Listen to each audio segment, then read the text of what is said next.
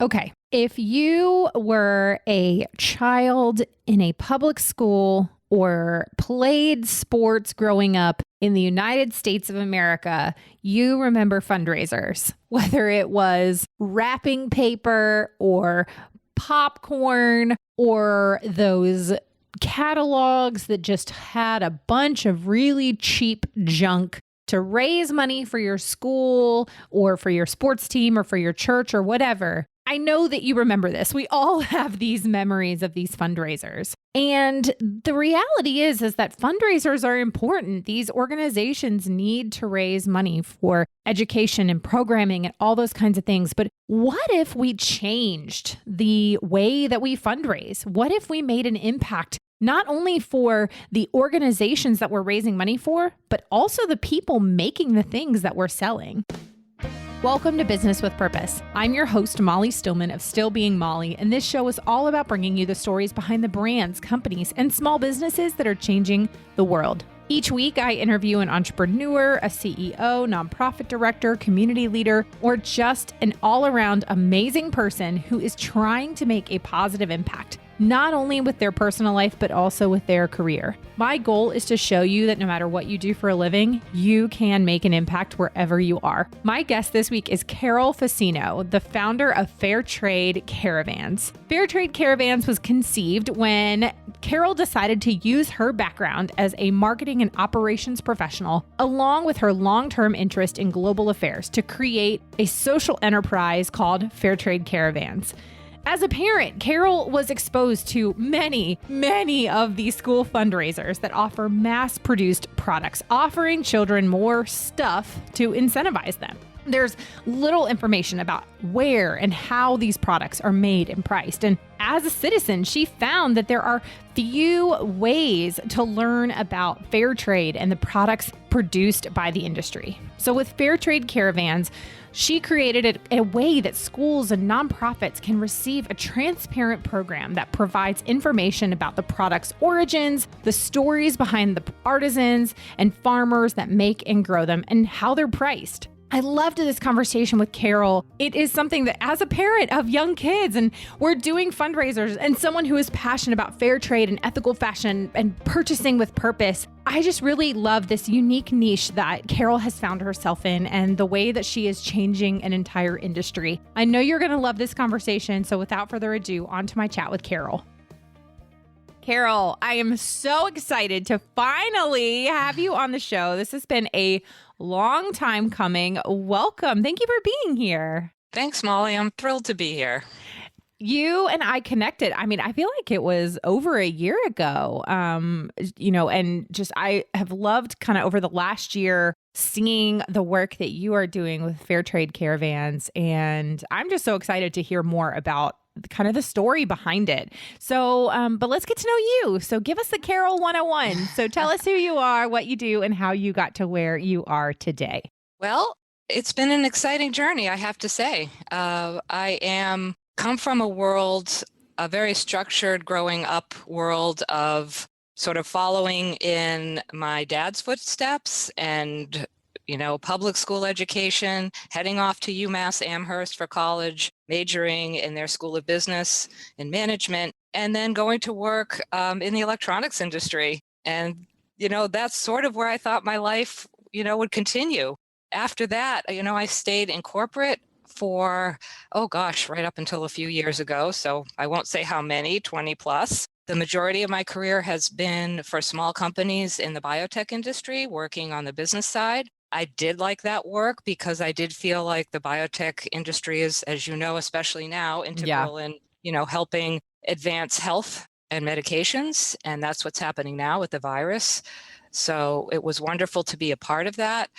But I never had grand designs on climbing the corporate ladder.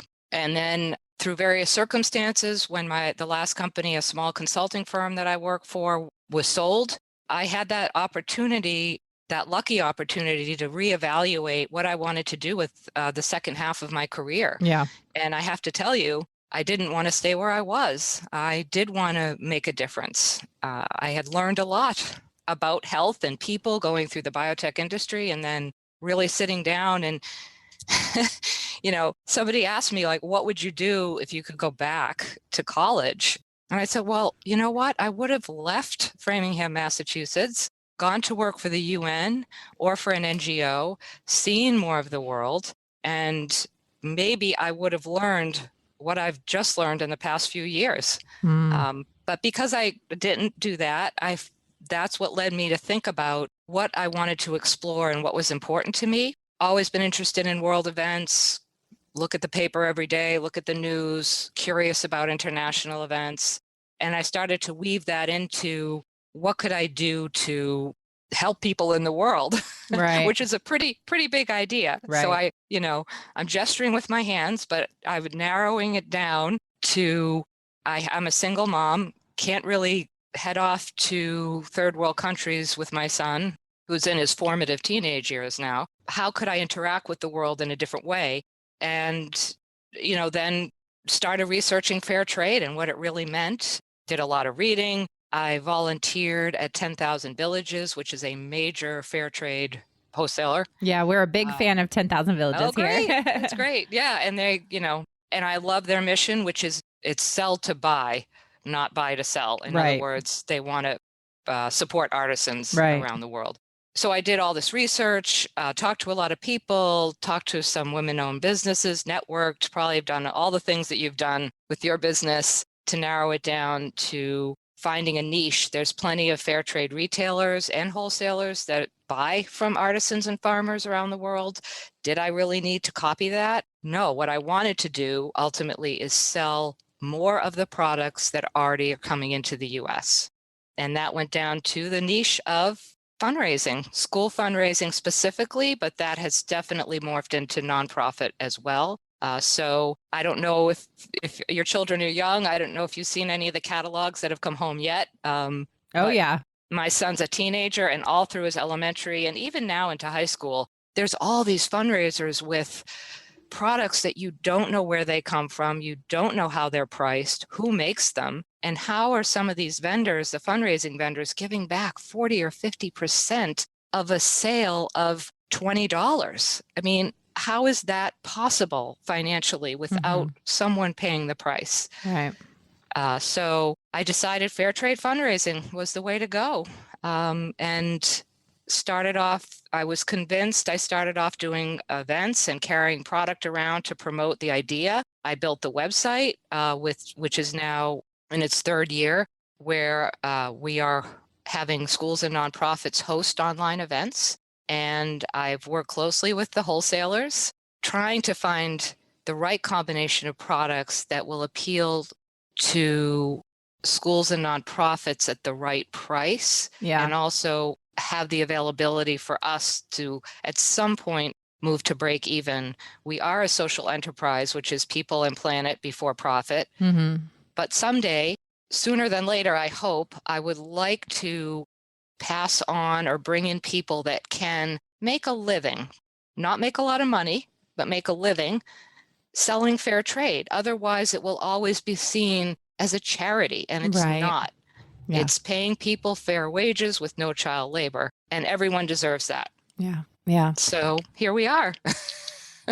Well, I love that story. And I love I always am really fascinated by sort of the roundabout way that people sometimes end up doing what they're doing. And I love too how you realize the importance of kind of finding that niche that you wanted to really focus on, and, kind of looking around you and seeing what is a need that is in my own community, and how can I kind of combine these passions. And, I have an elementary aged child. My daughter's in first grade, and my son's going to be in kindergarten next year, but they've been in, preschool since they were 2. And so we've done the preschool fundraisers, and, now we've done the elementary school fundraisers. And I remember, I was in, by my senior year of high school, I was in, I think, 4 or 5 different choirs. I was a choir kid. I also played golf, but I was really a choir kid, and choirs did a lot of fundraisers. We sold the wrapping paper. We sold the White House Christmas ornaments. Like, we sold the popcorn and the cookie dough and like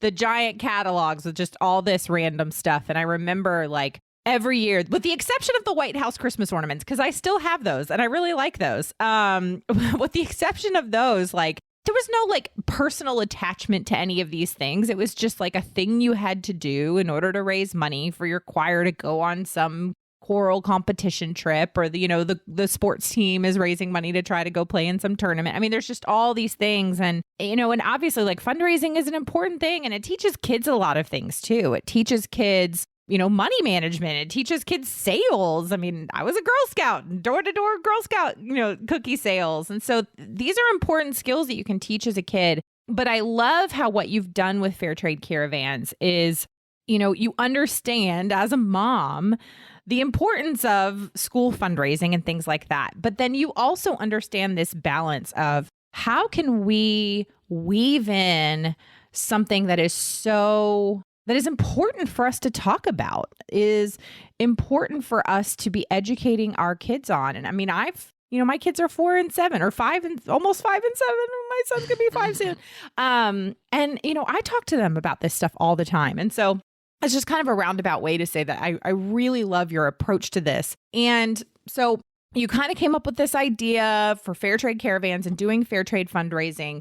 Where did you begin when you were like, okay, I'm going to do this? How did you even begin to know where to start? It's so funny because I do tell this story. My original idea, and that, I don't know if you remember, but a few years ago, mobile businesses really took off, food trucks especially, but it was a big deal. And my first thought was, I'm going to get an Airstream trailer, fill it with fair trade products, and go around to schools and give little, like locally here in the Boston area, give little presentations about fair trade and show the kids the products. And, then the schools, they can use the products for fundraising. The second person I sat down with is like, you're a single mom. Trailers and trucks and people to drive them are, a lot of money. That doesn't really jive with your lifestyle and also what you want to accomplish. If you want to sell more product and eventually get to break even and have a little business, you'll be doing this for 20 years. So that woke me up pretty quickly. And that's when I went to exploring how to do it online and, making that initial investment with my own resources to build the website that we are going to redo this year. I'm very excited about it because it'll be much more interactive and have much more information and better product photos and all of those things. So building the website, and then I have to say that was the easy part, relatively speaking. Yeah. Really selling. A lot of people may tell you that it is so hard to get past the initial 10 people that love your idea. Yes. That are related to you, that are friends with you. Yep. That say, that's the best, the best idea ever, Carol. Everyone's going to love it. So you go out there and you think everyone you talk to is going to embrace that idea. And they don't.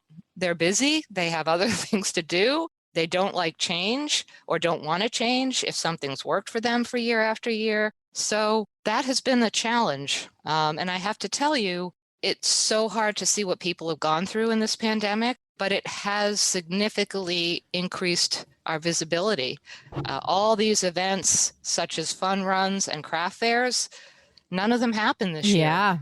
And that made us be able to take a significant leap, even from 2019 to 2020. Yeah. Well, that was actually going to be my next question was, how has the pandemic kind of forced you to pivot and maybe even grow a little bit in a different way than you had originally anticipated? That definitely happened because up until through 2019, my business model was either putting together individual orders here for local schools or putting together bulk orders that schools outside of Massachusetts and New Hampshire would put together themselves and distribute. Yeah. And then when the pandemic hit, I had a couple of consultants who, I know through networking and who have helped me. And we sat down and said, can I pivot to direct shipping every single order? And we did a pilot program in the spring with 5 local nonprofits because schools were still figuring out how to deal with the virus. Yeah. Did 5 fundraisers. I shipped a couple of hundred orders out of where I'm sitting now. And worked out a lot of the kinks so that we went into the holiday season where I had 45 fundraisers, able to manage that amount almost on my own. I have a woman, Christine Montlebute, who made my original connection with you. Yeah. So I thank her, and she is by my side for 3 years, working in New Hampshire, 20 hours a week, doing all the buying and working with the wholesalers. And then I had a wonderful volunteer, the mom of a friend of my son's, who stood with me, I think, every afternoon for 2 weeks and helped me ship out 1,020 orders. Wow. Wow. Could you have imagined even a year and a half ago standing and shipping out 1,020 orders in a week? No. And I didn't even know if my warehouse / spare bedroom next to the garage could hold all the product coming in from the wholesalers. Yeah. Never mind unpacking it, quality control, and then putting it back into orders. I bet your UPS, FedEx delivery people love you. Funny enough, Dan, my UPS man, was here every day, and he got a nice big tip. He was the most wonderful man. Oh, that's awesome. That's awesome. So obviously, as you have pivoted and, you've moved so much to online, what has been the response from these organizations, from the schools, as they have now worked with you and gotten to kind of see what this can look like when you're doing something that is obviously benefiting the school, but really learning the stories behind these products and why it's so important to care about how things are made? What has been the response and feedback? It has been really great.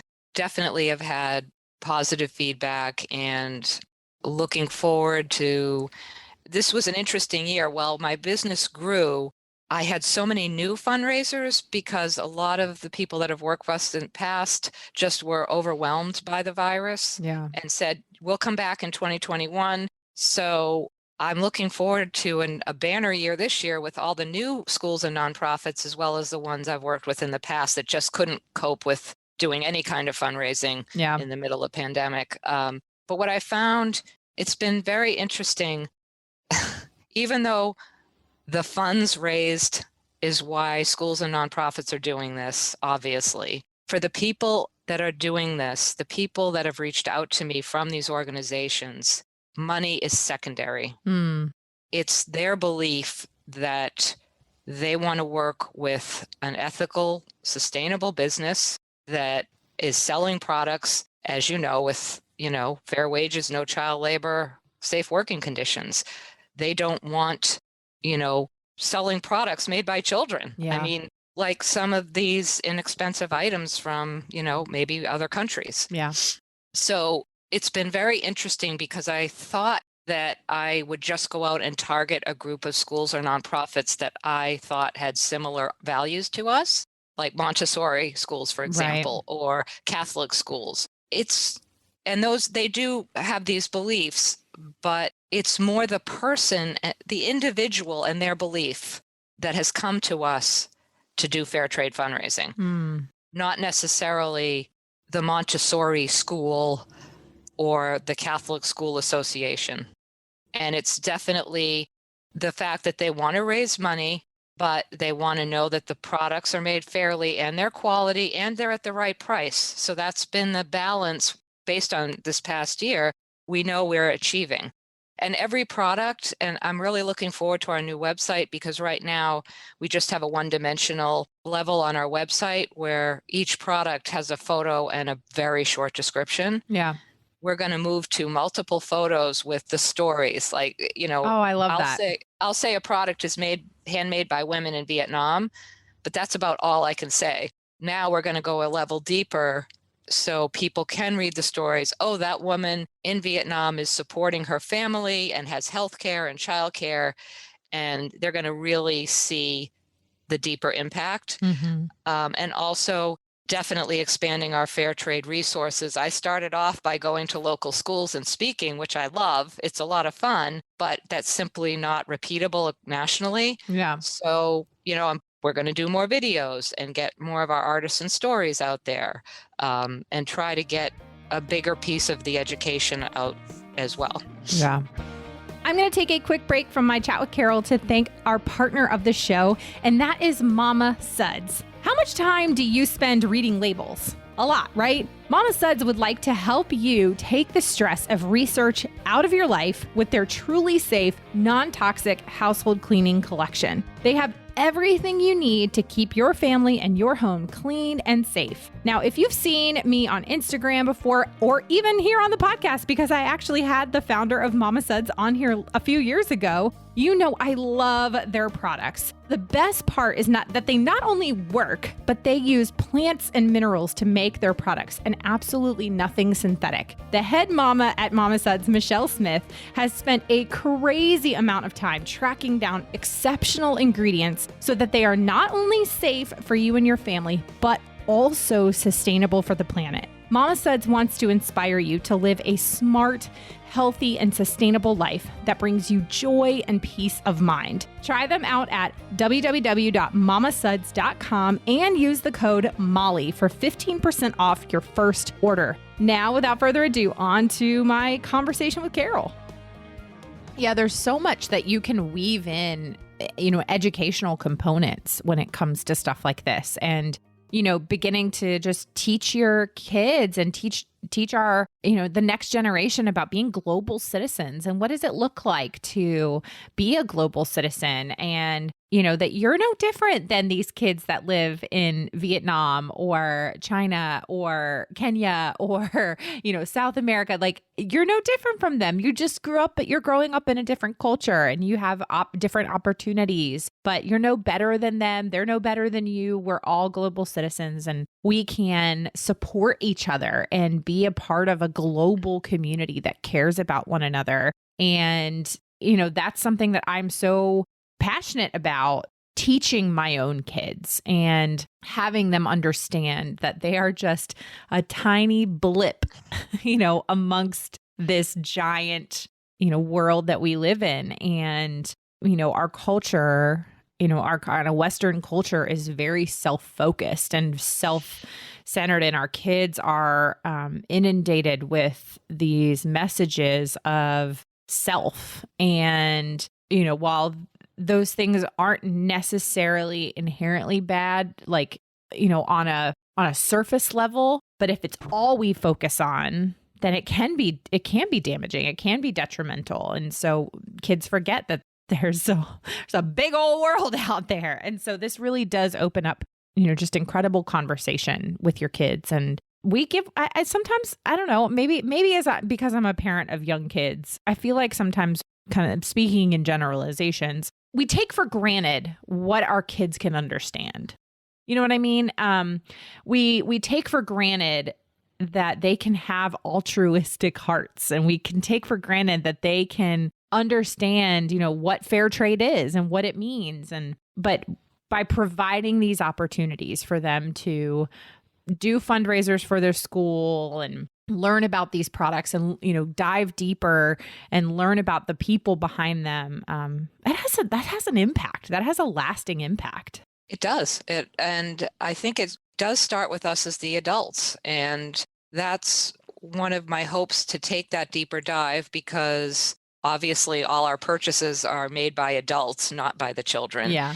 And a lot of times these emails go home to the parents. They click on the fundraiser, they buy the product, and then they go off to the next activity, which, of course you're busy, right? Yeah. So we are trying to expand the message, get the attention more of a lot of these communities that are associated with schools have never had exposure to fair trade, which is why it's such a great opportunity to get the message out to a larger group of people in the US. And, we're trying to make fair trade a global mission, through empowering a caring community of doers, right? Yeah. So don't just buy the one item from our fundraiser. Think about it. And when you go to the store and you see fair trade coffee on the shelf, or, even now, I know Amazon is a big company. Try not to do much buying with them, but they do own Whole Foods now. And when I walk in there, I see green beans, I see, snow peas, pineapples, sugar, all of them with the fair bananas, chocolate, all of them with the fair trade seal. And I'm hoping that by buying some of our products through fundraisers, it'll get those adults thinking.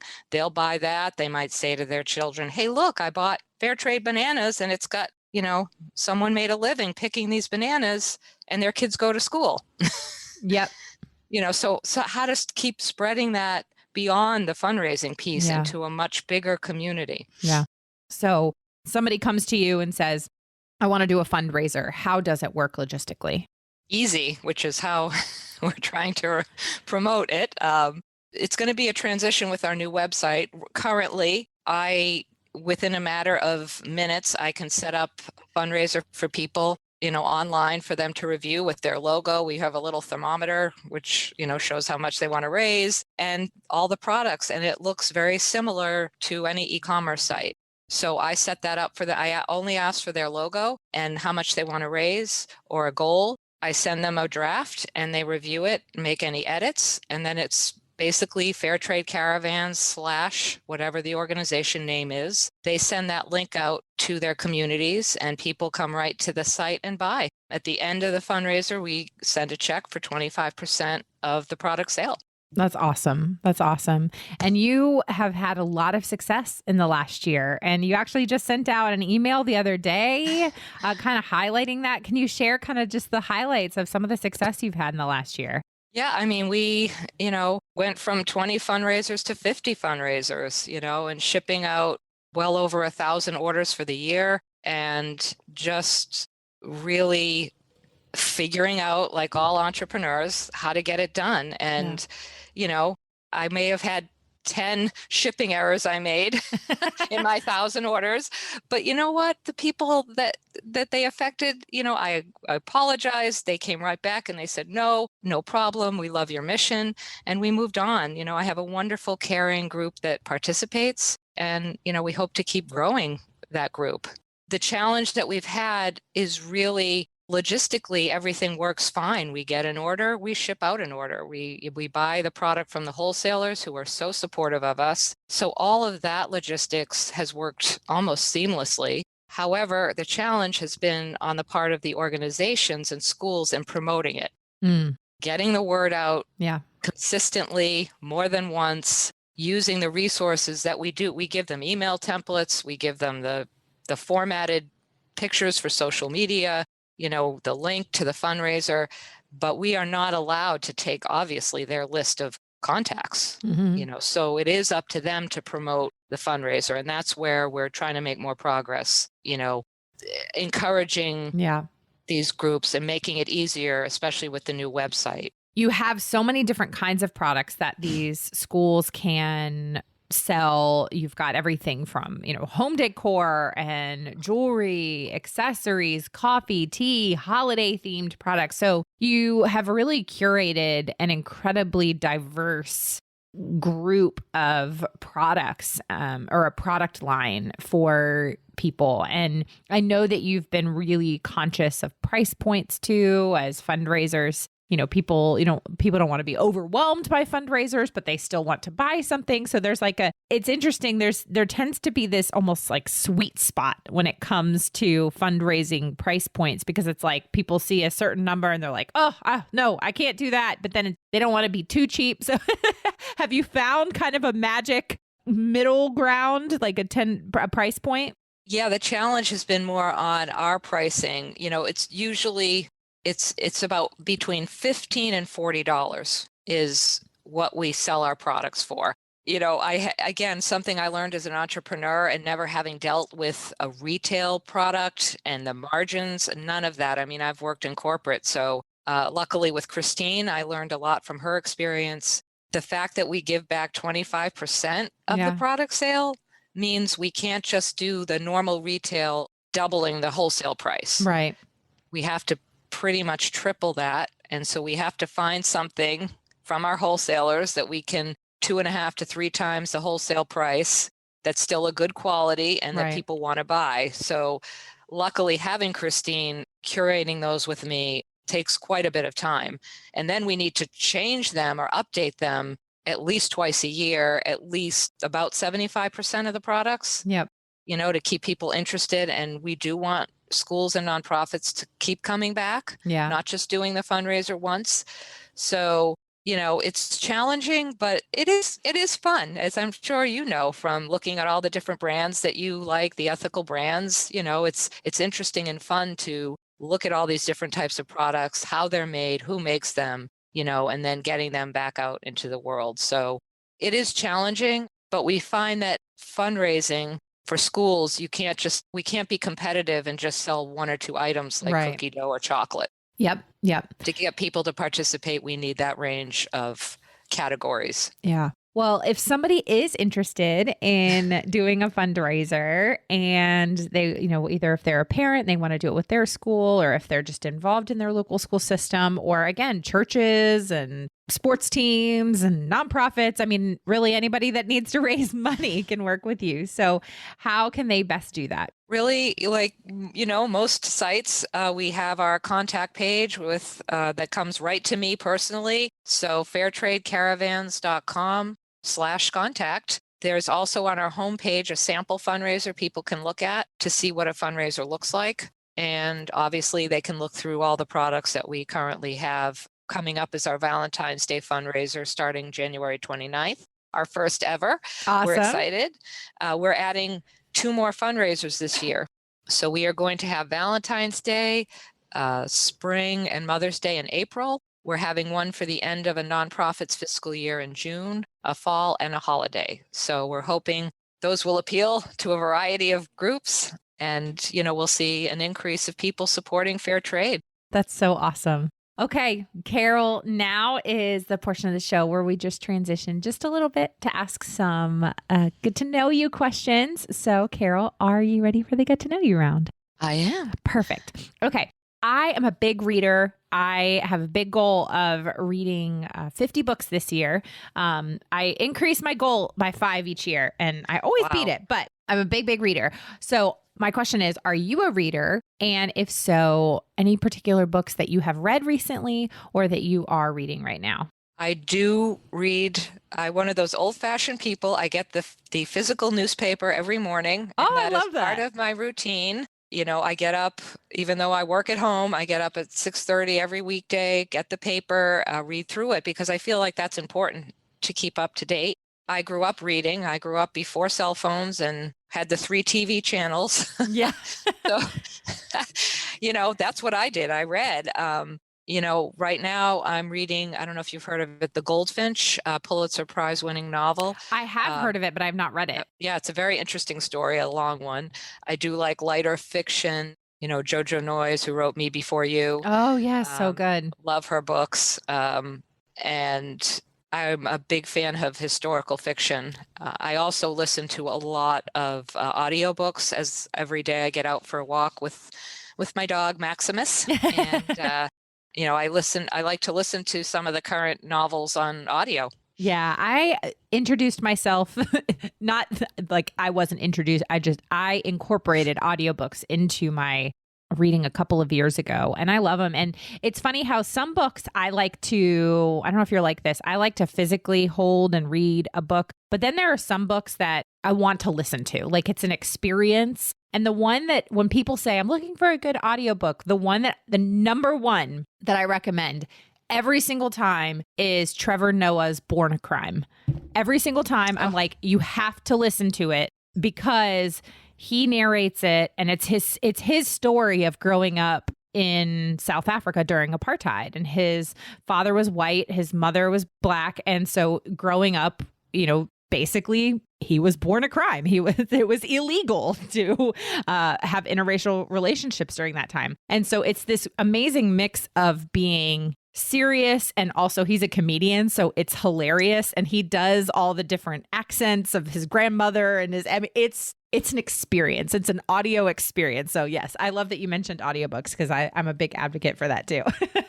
I will definitely look that one up because I'm always looking for new ideas. Really, really good. It's very, very excellent. There are parts that are not safe for young ears, but it is very worth it. It is very, very worth it. Okay. Question number 2. What is your favorite song that every single time it comes on, like you have to sing along with it? It doesn't even matter where you are, you're going to sing along with it. Oh, what's the name of it? Total Eclipse of the Heart? Oh, That's not the name of it. yes. Is it? Nothing I can do, a total eclipse of the heart. Oh, yeah. Oh, that's excellent. I love it. Once upon a time, I was falling in love. Now I'm only falling apart. Now I'm going to have that song stuck in my head the rest of the day. I love it. Excellent choice, Carol. Love it. Okay. Question number 3. If you had to eat the same meal for dinner every single day for the rest of your life, what would it be? Oh my gosh. That is a tough one. My tastes have evolved as I've gotten older. Me too. So I've really, I've really come to appreciate a variety of tastes and flavors that I never would have as a young person. So I guess I would go more for something with a lot of flavor in it. Last night I made a Mediterranean lamb casserole, Ooh. which has a lot of great ingredients. It had rice in it, pita chips on the top. I'm going to go with that. Oh, that sounds delicious. Now I want Mediterranean food. I'll send you the recipe. I like it. Please do. Okay. And then my last question is the question I ask all my guests. And that is, Carol, what does it mean to you to run a business with purpose? It's funny. A lot of the women's groups that I've been involved with, and I'm sure you have said, us women never give each other or ourselves enough credit. I want to say that, I had a very traditional upbringing, and, my parents are the product of, hard times, and they've worked hard, but I'm proud that fair trade has been a slow dawning for me. Yeah. Like at the age of in my mid 40s, like I never thought about where products came from or who made them. I bought popular brands, I brought chocolate bars, and I had no idea of the impact of my buying and how it affected it. And I'm so proud that I learned about it and that I found a way to try to get the message out. I feel incredibly lucky. My family, my friends have been supportive of me my whole life. I have a wonderful son. I live in a nice house, and a lot of people don't have that opportunity. And I feel now at this point in my career and being middle-aged, I feel happy and proud that I can make an impact in just bringing fair trade out into the world and, not preaching to people about it. That doesn't work, as you know. Yeah. I mean, look at what you do. But to show those stories and those products and just, have people go through what I went through is to gradually think about the impact their buying has on the global community.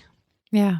Yeah, absolutely. That's a beautiful answer. Carol, thank you so much for joining me, and thank you for being on the show. And I just can't wait to see how you just continue to grow over the next few years and the impact that you're going to have on, people here and people abroad. Thank you for having me, Molly. I appreciate the opportunity and look forward to hearing it. I'd love to know what you loved about this episode or something that you learned. If you do, let me know on social media. You can find me at Still Being Molly or at Business with Purpose Podcast on Instagram or Facebook. And don't forget to use that hashtag Business with Purpose Podcast. Another thank you to our partner of the show, Mama Suds. You can use the code MOLLY for 15% off and shop at mamasuds.com. Thank you so much for listening to this week's episode. If you are a first-time listener, welcome. Be sure to check out the archives for past shows featuring amazing entrepreneurs and business owners who are literally changing the world with their businesses. And if you are a regular listener, thank you for tuning in and week out. Be sure to head on over to Apple Podcasts, Spotify, Google Play, Radio Public, Overcast, Stitcher, or basically wherever you listen to podcasts and click the subscribe or follow button, which helps to make sure you never miss a new episode of the show. And while you're there, would you take a moment to leave a review? Leaving a review helps me to know what you're liking and how the show is personally impacting you. This show is produced by the incredible team at Third Wheel Media. Thank you so much for listening. Now go do something good with purpose on purpose.